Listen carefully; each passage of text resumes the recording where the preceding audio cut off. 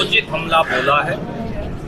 दुकानदार की दुकानदारी ई कॉमर्स और रिटेल को खोलकर उसके माध्यम से खत्म करके, आड़ती की 2.5% आड़त को खत्म कर और उसे धुलाई के ठेकेदारों के जंजाल और घटती के जंजाल में फंसाकर उद्योगपतियों को इस प्रकार जो चौतरफा दुनिया में संकट है, उनका माल चाहे वो चावल उद्योग का माल पड़ा है बंदरगाहों पर और चाहे पूरा कपड़ा उद्योग बर्बादी की कगार पर खड़ा है, उनका माल जैसे खराब हो रहा है, उसकी कोई मदद ना करके आज इसे लेकर मंडी में हमने सबने रामनिवास मित्तल जी, रामचंद्र गुर्जर जी, कुलदीप दिलोवाली जी, इनके नेतृत्व में बैठक कर ये निर्णय किया कि हम मिलकर हमारे आड़ती भाइयों, दुकानदार भाइयों, उद्योगपति भाइयों के साथ उनकी मांगों को लेकर भी संघर्ष करेंगे। स्वाभाविक तौर से ये सवाल भी आया जो आप साथियों ने पूछा, कैथल सहित पूरे हरियाणा और देश के बच्चे आज जंतर मंतर पर बैठे हैं, सरकार क्या कर रही है? जो वो भोजन खा रहे हैं ऑनलाइन ऑर्डर करके, वो उस भोजन के पर्चे उठाकर उन कंपनियों, होटल और रेस्टोरेंट को नोटिस दे रही है कि तुम इन बच्चों को खाना और पानी नहीं दे सकते।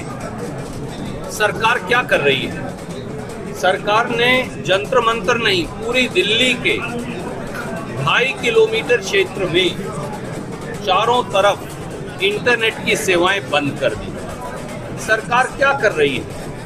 सरकार फेशियल रिकॉग्निशन के कैमरे निकालकर हमारे बच्चों की फोटो लेकर उन पर आपराधिक मुकदमे दर्ज करने की तैयारी कर रही है। सरकार क्या कर रही है बीजेपी की?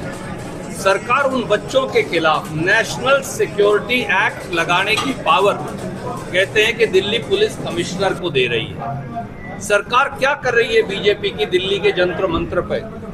वो उन बच्चों को पैलेट गन से मार रहे हैं जैसा राहुल गांधी जी ने दिखाया। वो उन बच्चों को कील गड़ी लाठियों से मार रहे हैं। वो उन बच्चों को इलेक्ट्रिक शॉक गन से उनको मार रहे हैं, अश्रु गैस और लाठियों से मार रहे हैं। क्या लाठियां न्याय का रास्ता रोक पाएंगी? क्या पैलेट और अश्रु गैस की गन्स न्याय का रास्ता रोक पाएंगी? और हमारे बच्चे क्या कह रहे हैं? वो कह रहे हैं धर्मेंद्र प्रधान का इस्तीफा लो, बच्चों को मुआवजा दो और संसद में चर्चा करो। मोदी जी क्या कर रहे हैं? कह रहे हैं कल कैबिनेट मीटिंग बुलाई और अपने मंत्रियों को कहा इंस्टाग्राम पे रील बनाओ। रील बनाने से देश चलेगा? देश का प्रधानमंत्री कह रहा है रील बनाओ, इंस्टाग्राम पे रील बनाओ, फॉलोवर बढ़ाओ। ये देश रील वाला है या देश कोई सार्थक न्याय देने वाला है बच्चों को? वित्त मंत्री क्या कह रही है? पेपर लीक से बड़ा फायदा होता है। वित्त मंत्री निर्मला सीतारमण जी ये कह रही है, उनका वीडियो भी कल हमने देखा। वो कह रही है पेपर लीक से बच्चों को और टाइम मिल गया। अब हम समझ गए 152 पेपर क्यों लीक किए, तो बच्चों को टाइम देने के लिए कर रहे हैं। इसका मतलब आगे भी ये पेपर लीक करवाएंगे क्योंकि बच्चों को टाइम मिलता है। एनटीए के अंदर केवल 25 कर्मचारी हैं। कच्चे कर्मचारियों या कॉन्ट्रैक्चुअल एम्प्लॉयज को हटाकर कह रहे हैं ये होगा। अब मोदी जी ये कह रहे हैं कि हम कानून लाएंगे।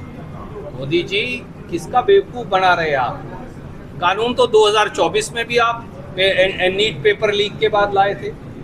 Public examination prevention of unfair means act 2024 है वो, उसमें भी करोड़ों रुपए की जुर्माना और सजा का 10 साल की सजा का प्रावधान है। तो भैया कानून के ऊपर कानून बनाकर क्या करोगे? कानून की जरूरत नहीं, धर्मेंद्र प्रधान के इस्तीफे की जरूरत है। फिर कह रहे हैं स्पेशल कोर्ट बनाएंगे। भैया दिल्ली ने स्पेशल कोर्ट पहले से ही बना दी, मध्य प्रदेश ने बना दी और कई प्रांतों ने स्पेशल कोर्ट बना दी। स्पेशल कोर्ट बनाने से सजा मिलेगी। आपने संजीव मुखिया जो नीट 2024 का दोषी था उसको क्लीन चिट दे दी, छोड़ दिया क्योंकि बच्चों का मुंह पराना हो गया। उसके बाद आपने उनको छोड़ दिया। तो कैसे चलेगा ये देश? ये देश हमारे बच्चों का खाना बंद करना चाहती है। ये देश हमारे युवाओं का पीने का पानी बंद करना चाहती है, उनकी शौच की व्यवस्था बंद करना चाहती है, उनकी पढ़ाई को लूटना चाहती है, उनका इंटरनेट बंद करना चाहती है, वो कोई और ऐप इस्तेमाल करें तो वो बंद करना चाहती है, और उल्टा उनके ऊपर मुकदमे दर्ज कर उन्हें अश्रु गैस और पैलेट गन से मारना चाहती है। ये तरीका नहीं है प्रधानमंत्री जी, ये छल कपट की प्रपंच और ढोंग की राजनीति नहीं चलने वाली।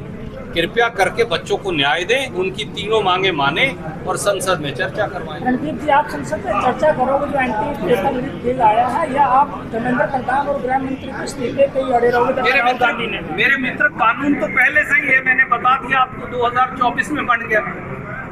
2024 के कानून में करोड़ों रुपए के ही जुर्माने और सजा का प्रावधान है, पर जब नीट 2024 का पेपर लीक का मामला दर्ज हुआ तो सीबीआई ने उसे क्लीन चिट दी।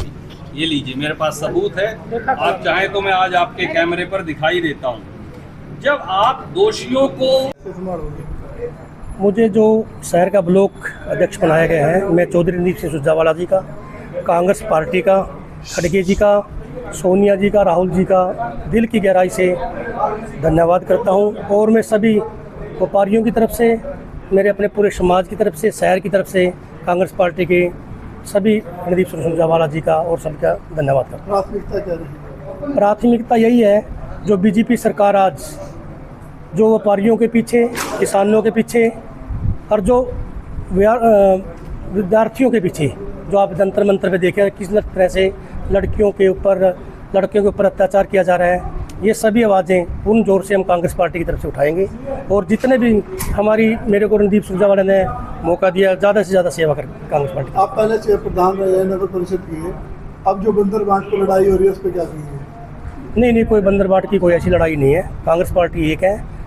नगर परिषद में, नगर परिषद के अंदर, नगर परिषद के प्रॉपर्टी आईडी का जो भी इतने बड़े बड़े घोटाले हुए हैं, ये तो कुछ भी नहीं है। 2022 से लेकर मेरे पास अब इतनी फाइलें आ चुकी हैं, मैं एक एक घोटाले को एक दिन में रोज उजागर करूँगा।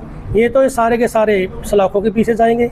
ये सुधार कर ले अपने आप ने, हम अभी चेतावनी दे रहे हैं। तो ये चेयरपर्सन भी शामिल हो? मैं नहीं दे रहा कौन है इसके अंदर, मैं इसके बात को नाम नहीं दे रहा किसी का भी। जो भी इसके अंदर दोषी होगा उसको बख्शा नहीं जाएगा। जो नगर परिषद के मालिक है चेयरपर्सन, वो ही आरोप लगा रहे हैं। देखो, मैं तो एक ही बात कहूँगा, कोई इसके अंदर अधिकारी है, तो इसके अंदर कोई सरकार का आदमी है या कोई भी है, उसको बिल्कुल बख्शा नहीं जाएगा।